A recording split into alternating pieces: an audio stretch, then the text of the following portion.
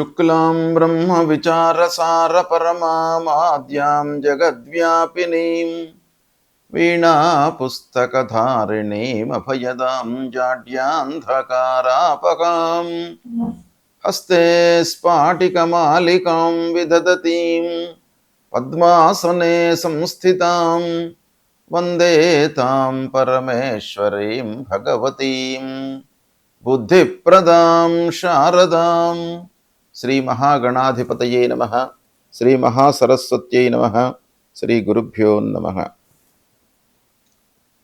2026వ సంవత్సరము మార్చి నెలలో, ముందుగా ఈ మార్చి మాసంలో గ్రహస్థితి ఎలా ఉంది అనే విషయాన్ని మనం చూసినట్టయితే, రవి 14వ తారీఖు వరకు కుంభరాశిలో సంచరిస్తున్నాడు. తదనంతరం మీనరాశిలోకి ప్రవేశిస్తున్నాడు. కుజుడు కుంభరాశిలో సంచరిస్తున్నాడు. బుధుడు కుంభరాశిలో సంచరిస్తున్నాడు. గురువు మిథున రాశిలో సంచరిస్తున్నాడు. శుక్రుడు మీనరాశిలో సంచరిస్తూ 26వ తారీఖున మేషరాశిలోకి ప్రవేశిస్తున్నాడు. శని మీనరాశిలో సంచరిస్తున్నాడు. రాహువు కుంభరాశిలో, కేతువు సింహరాశిలో సంచరిస్తున్నారు. ఈ విధంగా గ్రహస్థితి ఉంది. అయితే ఈ గ్రహస్థితి మూలకంగా వృశ్చిక రాశిలో జన్మించినటువంటి పురుషులకు ఈ మార్చి మాసంలో గోచార ఫలితాలు ఎలా ఉన్నాయో తెలుసుకుందాం. ఈ మార్చి నెలలో ఉన్నటువంటి గ్రహస్థితి మూలకంగా ఎలాంటి ఫలితాలు ఉండబోతున్నాయి, ఈ గ్రహాలు ఏ ఏ స్థానాలలో ఉన్నారు, తద్వారా ఎలాంటి ఫలితాలు ఉంటాయి అనేటువంటిది క్రోడీకరించి, అంటే సాముదాయికంగా అన్ని గ్రహాలను కూడాను మనం లెక్కలోకి తీసుకొని ఫలితాలను చూసినట్టయితే, వృశ్చిక రాశిలో జన్మించినటువంటి వాళ్ళు, ఉద్యోగ రంగంలో ఉన్నటువంటి వాళ్ళైతే కొంత పని భారం పెరుగుతుంది.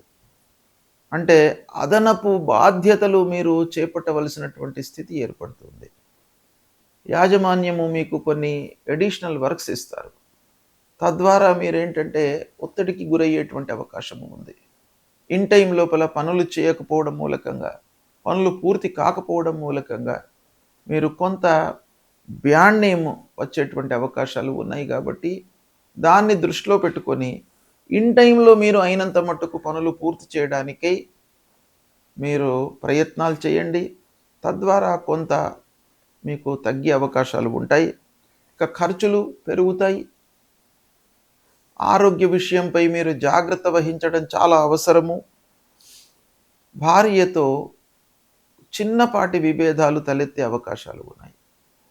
దాన్ని దృష్టిలో పెట్టుకొని దాన్ని ఎలా రెక్టిఫై చేసుకోవాలి, విభేదాలు తలెత్తకుండా ఉండడానికి మనం ఏం చేయాలి అనేటువంటి వాటిపైన మీరు ఫోకస్ పెట్టాలి. అంటే ప్రతి విషయాన్ని చర్చించాలి. భార్యతో, పిల్లలతో, కుటుంబ పెద్దలతో, అందరితో కూడాను మీరు చర్చించి మీరు చేస్తున్నటువంటి పనులను వాళ్ళ ముందు ఉంచి వాళ్ళ యొక్క సహాయ సహకారాలు తీసుకోవడం అవసరమే. అయినప్పటికీ డీప్ డిస్కషన్లోకి వెళ్ళినట్టయితే విభేదాలు తలెత్తే అవకాశాలు ఉంటాయి. కాబట్టి మీరు దాని నుండి కొంత జాగ్రత్త వహించండి. ఆరోగ్యం విషయం లోపల కూడాను మీరు జాగ్రత్తలు తీసుకోవాలి.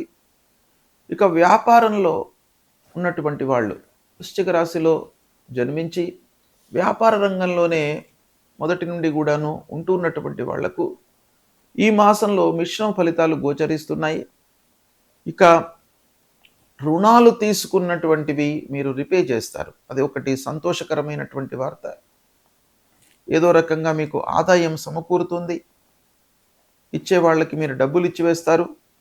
స్నేహితుల సహాయ సహకారము కొన్ని విషయాలలో మీకు అవసరం పడుతుంది. ఇక పిల్లల విషయంలో కొంత జాగ్రత్తలు తీసుకోవాలి. వాళ్ళపైన మనస్సు నిలపాలి. వాళ్ళ డెవలప్మెంటు, చదువు, ఉద్యోగము, వివాహాది శుభకార్యాల విషయం లోపల పిల్లల విషయంపై మనస్సు నిలపాలి. ఓవర్లుక్ చేయకుండా ఉండడం చాలా మంచిది. వాహనం విషయం లోపల జాగ్రత్తలు తీసుకోండి. ఆదాయము ఓవరాల్గా స్థిరంగానే ఉంటుంది. అయితే పెట్టుబడులు పెట్టేటప్పుడు మట్టుకు కొంత జాగ్రత్తలు తీసుకోండి. పెద్దల సలహాలు చాలా అవసరం పడతాయి మీకు. ఈ మాసంలో ప్రయాణాలు అనుకూలిస్తాయి. సోదరులతో కొంత సర్దుబాటు చేసుకోవడం అవసరము. ఆస్తి విషయంలో కొన్ని పనులు ఆలస్యంగా ముందుకు జరుగుతాయి. ఉద్యోగంలో మార్పు కనబడుతుంది. ప్రణాళికాయుతంగా ముందుకు వెళతారు. శత్రువులతో కొన్ని ఇబ్బందులు మట్టుకు ఉన్నాయి. ఈ మాసం లోపల కుటుంబ బాధ్యతలు పెరుగుతాయి. ఇకపోతే మిత్రుల యొక్క సహాయ సహకారాలు మీకు చాలా కొండంత బలాన్ని ఇస్తుంది. ఓవరాల్గా మనకు చూసినట్టయితే ఈ మాసము 3వ వారము 4వ వారం లోపల మీకు కొంత సంతృప్తికరమైనటువంటి ఫలితాలు ఉంటాయి. ఓవరాల్గా చూసినట్టయితే మీరు ఓపికతో ఉన్నట్టయితే సత్ఫలితాలను పొందుతారు. గ్రహస్థితి ప్రతికూలంగా ఉన్నప్పుడు మనము ఏమి చేయాలి? మన వైపు నుండి కొన్ని కర్తవ్యాలు మనకు శాస్త్రంలో చెప్పబడి ఉన్నాయి. ఒకటి, ప్రధానంగా ఏ గ్రహాలైతే మనకు ప్రతికూలంగా ఉన్నాయో వాటికి సంబంధించినటువంటి కారకత్వాలు, వాటికి సంబంధించినటువంటి వాటిపై మనము నియంత్రణతో ఉండాలి. అంతేకాకుండా అనుగ్రహము కొరకై కొన్ని పరిహారాలు చేసుకోవాలి. సూర్యుడు ప్రధానమైనటువంటి గ్రహము. సూర్యుడు ప్రతికూలంగా సంచరిస్తున్నప్పుడు అనారోగ్య సమస్యలు కానివ్వండి, శారీరక రుగ్మతలు, మానసికంగా ఇబ్బందులు, పనుల లోపల ఆటంకాలు, ఇలాంటివి మనకు జరిగేటువంటి అవకాశాలు ఉంటాయి. కాబట్టి సూర్యుడు ప్రతికూలంగా ఉన్నప్పుడు తప్పకుండా మనము మూలమంత్రాన్ని జపించడము. సూర్యుడికి సంబంధించినటువంటి మూలమంత్రము జపా కుసుమ సంకాశం కాశ్యపేయం మహద్యుతిం తమోరిం సర్వపాపఘ్నం ప్రణతోస్మి దివాకరం అనేటువంటి ఈ మూలమంత్రాన్ని ప్రతినిత్యం కూడాను చదువుకోవడము. తర్వాత సూర్యుడికి నమస్కారము చాలా ముఖ్యమైనటువంటిది. నమస్కార ప్రియో భానుహు అని మనకు శాస్త్రం చెప్తోంది. ఆ సూర్యనారాయణుడికి ప్రతినిత్యం కూడాను ఉదయం పూట లేచి 12 మార్లు సూర్యుడికి నమస్కారం చేసుకొని 3 సార్లు అర్ఘ్యప్రదానం చేసినట్టయితే మీకు ఆ సూర్యుడి యొక్క అనుగ్రహం లభిస్తుంది. తద్వారా ఆరోగ్య సమస్యలు మీ దరి చేరకుండా ఉంటాయి. అంటే మీరు ఆరోగ్యంగా ఉంటారు సూర్య నమస్కారాలు చేసినట్టయితే. కనుక ప్రతి వాళ్ళు కూడాను సూర్యుడు ప్రతికూలంగా ఉన్నప్పుడు, సూర్యుడు 3, 6, 10, 11 ఈ స్థానాలలో సంచరిస్తున్నప్పుడు శుభ ఫలితాలను ఇస్తాడు. ఇవి కాకుండా మిగతా స్థానాలలో సంచరిస్తున్నప్పుడు మీరు పరిహారం చేసుకోండి. ప్రతినిత్యం కూడాను సూర్యుడికి నమస్కారాలు చేసినట్టయితే మీకు చాలా మంచి ఫలితం వస్తుంది. కనుక దీన్ని దృష్టిలో పెట్టుకోండి. ఇక రెండవది, మనకు ప్రతికూలమైనటువంటి ఫలితాలను ప్రభావితం చేసేటువంటి గ్రహము అంగారకుడు, అంటే కుజగ్రహము. ఈ కుజుడు 3, 6, 11 స్థానాలలో సంచరిస్తున్నప్పుడు మంచి ఫలితాలను ఇస్తాడు. ఉచ్చ స్థానంలో సంచరిస్తున్నప్పుడు మంచి ఫలితాలను ఇస్తాడు. మిత్రక్షేత్రాలలో సంచరిస్తున్నప్పుడు మంచి ఫలితాలను ఇస్తాడు. కాబట్టి అవి కాకుండా ప్రతికూలమైనటువంటి స్థానాలలో ఉన్నప్పుడు మీరు అంగారకుడి ప్రీత్యర్థమై అంగారకుడి మూలమంత్రాన్ని ప్రతినిత్యం కూడాను చదువుకోండి. ఏంటి అది? ధరణీ గర్భసంభూతం విద్యుత్కాంచన సన్నిభం కుమారం శక్తిహస్తంచ మంగళం ప్రణమామ్యహం అనేటువంటి ఈ మూలమంత్రాన్ని ప్రతినిత్యం కూడాను చదువుకోండి. సుబ్రహ్మణ్య స్వామిని కొలవండి. సుబ్రహ్మణ్య స్వామి దేవాలయానికి వెళ్ళండి. సుబ్రహ్మణ్య స్వామి దేవాలయానికి వెళ్ళి ఆ భగవంతుడి యొక్క అనుగ్రహాన్ని పొందినట్టయితే మీ లోపల ధైర్యము, ఆత్మవిశ్వాసం పెరుగుతుంది.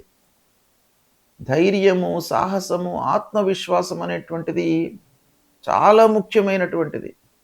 పనుల లోపల మనకు విజయం చేకూర్చడానికి ఆత్మవిశ్వాసం చాలా ముఖ్యమైనటువంటి పాత్రను పోషిస్తుంది. కాబట్టి అది మీకు సుబ్రహ్మణ్య స్వామిని కొలవడం మూలకంగా వస్తుంది.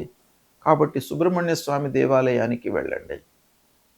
ఇక బుధుడు మీకు మంచి ఆలోచనలను, సమయస్ఫూర్తిని, తర్వాత వ్యాపారంలో మీకు అనుకూలతను ఇచ్చేటువంటి గ్రహము. అలాంటి బుధుడు మీకు ప్రతికూలంగా ఉన్నప్పుడు మీరు విష్ణు సహస్రనామ పారాయణం చేయండి. బుధుడికి సంబంధించినటువంటి మూలమంత్రంతో పాటుగా విష్ణు సహస్రనామ పారాయణము.